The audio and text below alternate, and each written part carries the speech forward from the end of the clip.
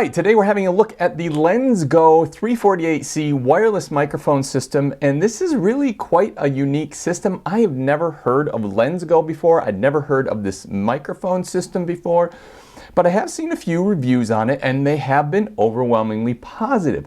Now, this microphone system essentially has a feature set that I have never seen before, and this unique set of features means that if you are the type of person that needs this combination of features, there really isn't another microphone system out there that offers it. So this is probably the system for you. But it is kind of a quirky system, so there's a few things you really need to know before you decide whether this is the right wireless microphone system for you. And Lensgo did send out this kit for the purposes of making this video, but all the opinions are my own, and I have not been paid to make this video. Now, the first thing I really liked about this thing was the charging case it came in. It comes with this charging case, which is kind of, it looks like a big version of what sort of the units themselves look like. And inside you have a place to put the receiver, the transmitter, and the other transmitter. So if you get a 2-transmitter kit, you're going to have a space to put both of those transmitters, and you're going to have the receiver obviously in both kits. But it also leaves you with a little space here where you can put your cable. If you buy a lapel mic, you can sort of add that in and just stick that in there, so you can essentially fit everything you need in this little case and just throw it in a bag and away you go. Also, when you are charging, you can actually see the different units charging and their charging status through the case. So the units themselves have sort of little lights on them, and when they're red and blinking, it means they're charging, and when they're a solid red, it means it's finished charging. And you can see that right through the case, which I think is pretty cool. The other thing that is so good about this case is the fact that you can actually take the units with their wind muffs on and charge them with their wind muffs on. So there they sit in there with the wind muffs on, so you never really have to take the wind muffs off, which I think is a pretty cool little feature. And I think all the other systems I've seen, you actually do have to take the wind muff off to charge them. So essentially you just never take the wind muff off of the transmitters. Now, of course, all the audio you're going to hear in this video is coming straight out of the little transmitter itself and then just going straight into the camera. I'm not going to post-process it whatsoever. I am in a fairly reverberant room. I'm not in my normal studio. We're away from home right now, but I decided to try to get this video out. And I've just taken some blankets and thrown them around the room and just tried to sort of deaden down the reverb a bit, because this is an extremely reverberant room. But in my testing so far, I think the audio quality is pretty good. I have been actually quite impressed with the audio you're getting out of the little transmitters. Now, keep in mind, this set does not come with a set of lapel mics, which can be a good thing and can be a bad thing.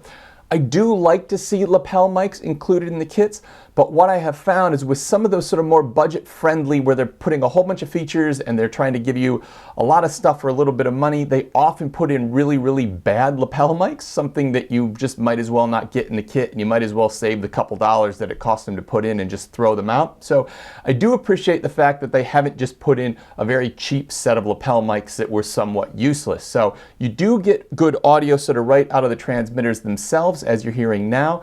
But if you want to use a lapel mic, be a little bit more discreet, then you will have to buy that lapel mic separately. And these units are a little bit on the big side, so I do think that it could be worth getting a lapel mic, a good lapel mic, and using them with these units. And as you can see, this one's sort of pulling down on my shirt a little bit. It's not too different than sort of all the other ones out there, be sort of the Rode or the other ones, but they do seem to be a slight bit bigger. But keep in mind, you're getting a lot more in these little transmitters. And the key feature you're getting is you are getting a backup recording function where you can put an SD card actually in the transmitter, hit the little record button on the front, and it will record a backup track of everything the transmitter is hearing. That way, if we get a breakdown in connection, or there's something goes on wrong with the camera, or the cable isn't plugged in, or you're too far away and you're out of range, you can still go back to that backup recording and make use of that, and you haven't ruined your whole project. So I think for people that absolutely need a backup recording, then that really sort of moves this kit up towards the top of the list. This is a little bit different than what Rode has done with their Rode Wireless Go 2, because they have an internal recording that you have to plug into the computer and pull off, where this has just a normal SD card, can handle up to a 32 gig SD card, which you can just eject at the end of the project and sort of put into the computer. Or if you're sort of recording a few different projects, you can have those little cards. They're very cheap. Throw them in, record for the day, take them out, sort of label them or put them in a little bag, and then the next day you can use a separate set of cards because you might not have an opportunity to figure out whether you lost audio during that recent shoot. So that is a capability you will not get with the Rode Wireless Go 2. Now, one of the other unique features of this system is they have magnetic clips. Now, this has some sort of pros and cons to it. Now, the pro is if you are going to just use this in your pocket with a lapel mic, you can take that clip off, you can take the wind muff off, and now you've just got this tiny little thing, no clip to get caught on anything, and you just stick that in your pocket, and I think that's going to sit in there really, really nice. Certainly much nicer than the units that you can't take the clip off. The second thing about the clip, which is an advantage, is when you are clipping it to a shirt like this, you can actually put the clip on, and then as I've done here, and then you can put the unit so it is sitting upright even though the clip is going sideways. So the unit will sit upright even though the clip is going sideways, which I think is good because it actually points the sort of little grill of the microphone up towards your throat. I know you see a lot of people with them off to the side, and although they are supposed to be microphones that pick up from all angles, they're not sort of directional microphones. What you will find is this microphone is clear at the top, but it's then surrounded by plastic, the rest of it. So it makes sense to me that if you are pointing the microphone this way, it is not going to get as good audio if you're pointing it up this way. So I think there is definitely an advantage to being able to sort of turn that little clip on its side and have that pointing up. Now the problem comes is it can also sort of swing around and end up going in any direction at times, depending on how you're moving. If you bump it really hard, it can potentially come off. On top of the camera, it is also the magnetic clip thing. So I see when it's clipped up there, depending on how I've got the cord, it will start turning around and being pointing in any who knows direction.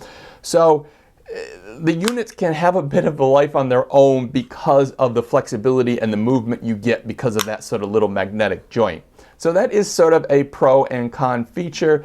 And to be honest, I'm still not sure what I think of it. Now this kit has a transmission distance of up to 70 meters, which is huge. I think it's second only to the Rode Wireless Go 2, but certainly of the budget-friendly wireless microphone kits, this has the farthest transmission distance you can get. So when you look at this specific feature set, it's got the SD card, it's got the longest audio transmission, and it has this removable sort of magnetic clip.